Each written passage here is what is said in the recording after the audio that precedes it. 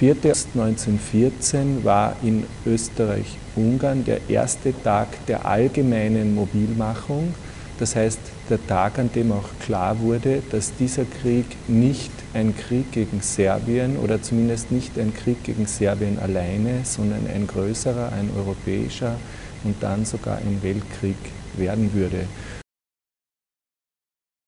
En fait, la guerre, vous vous rappelez, a commencé entre l'Autriche-Hongrie et la Serbie. Et dans un premier temps, l'Autriche-Hongrie lance une offensive contre la Serbie. En août 1914, les Autrichiens et l'armée autrichienne envahissent la Serbie. À travers la rivière Drina, donc c'est la frontière orientale de Bosnie-Herzégovine d'aujourd'hui. Et elle a été surprise, l'armée austro-hongroise, qui était 3 fois plus forte en nombre et en ne parlant pas des armes, qui était surprise de la résistance serbe, et au mois d'août, et surtout après au mois d'octobre, novembre et décembre, elle n'avait que des échecs.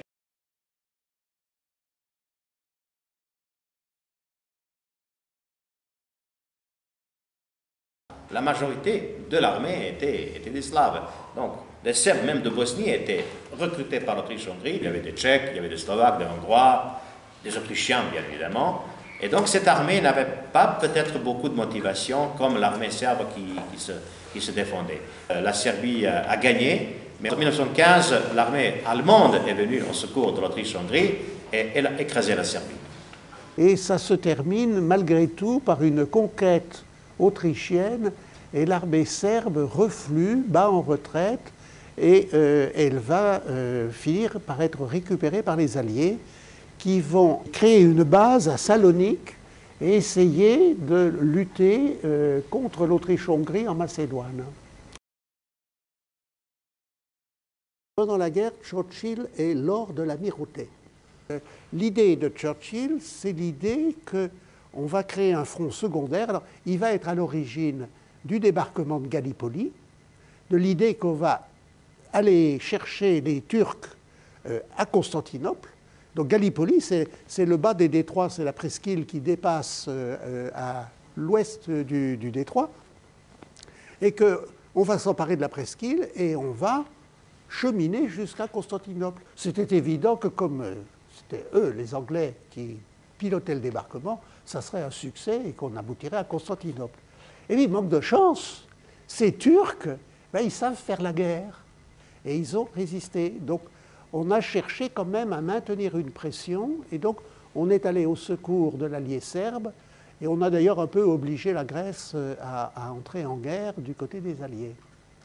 Mais c'est l'idée de mobiliser des troupes sur des territoires périphériques pour diminuer la pression sur les territoires du front principal. Les soldats de l'armée d'Orient étaient en kaki, ils se battaient dans la pierraille, ils se battaient dans des décors de western, dans des montagnes, pas du tout dans des plaines boueuses. Ils se battaient contre des ennemis dont ils ne savaient même pas qui ils étaient. Autant il y a eu une hostilité entre la France et la Prusse et les Allemands, mais les Bulgares. Pourquoi se battre contre des Bulgares? La guerre d'Orient, la guerre des Balkans, c'est une guerre qui a été volontairement occultée par l'état-major français parce que le maréchal Foch voulait que la victoire vienne de l'Ouest. Au défilé de la victoire, il n'y avait pas un représentant de l'armée d'Orient. Or, cette armée a remporté l'une des plus grandes victoires de la guerre de 14, c'est la bataille que je décris dans le film, parce qu'après cette bataille, 2 empires, l'Empire austro-hongrois, l'Empire ottoman capitule, et la Bulgarie capitule. Donc cette armée peut pénétrer, puisque l'Autriche peut pénétrer en Allemagne, et elle va être arrêtée dans sa course, alors qu'elle serait rentrée en Allemagne. Ce qui est une décision imbécile de Foch. Le fait qu'on ait empêché une armée alliée victorieuse de pénétrer en Allemagne a permis aux Allemands de penser qu'ils n'avaient jamais été vaincus, puisque aucun soldat allié n'avait mis le pied en Allemagne. Le ressentiment qui est né à l'issue et qui a été sur lequel a joué beaucoup Hitler est dû à ça, est dû à une sottise, mais ce n'est pas la seule, une des très nombreuses sottises du haut commandement français. Ab dem 16. Oktober 1918 fängt dieses Österreich-Ungarn eigentlich an, auseinanderzufallen.